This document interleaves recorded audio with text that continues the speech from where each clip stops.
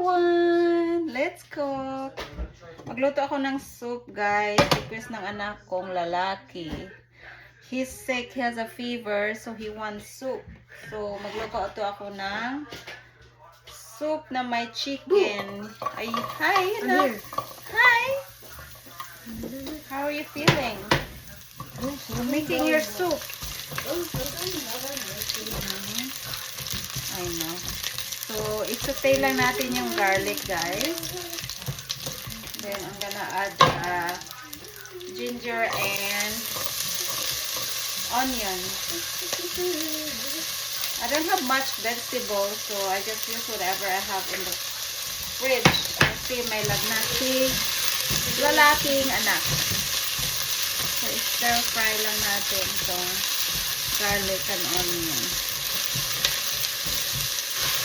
Yan. So, next is the potato and carrot. I slice them really small para it's easier for him to eat his soup. Haluin lang natin ng konti. So now I'm going to add the chicken breast. I slice na maliliit din ito. Nalagyan ko siya ng salt and pepper.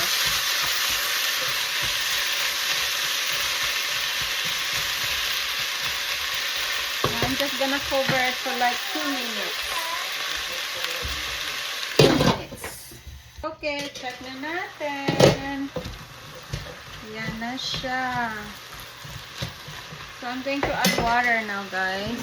I have here boiled water. Lagyan ko lang siya.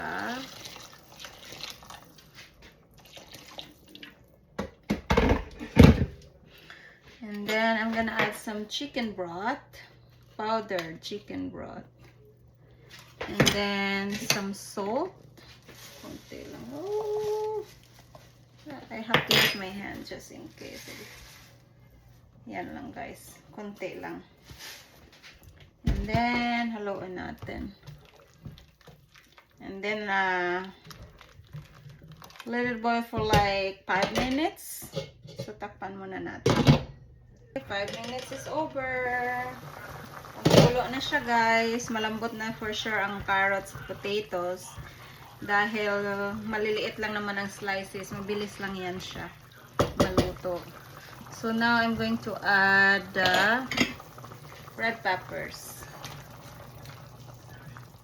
Yung anak kong lalaki, kahit anong vegetables, kinakain na niya ngayon.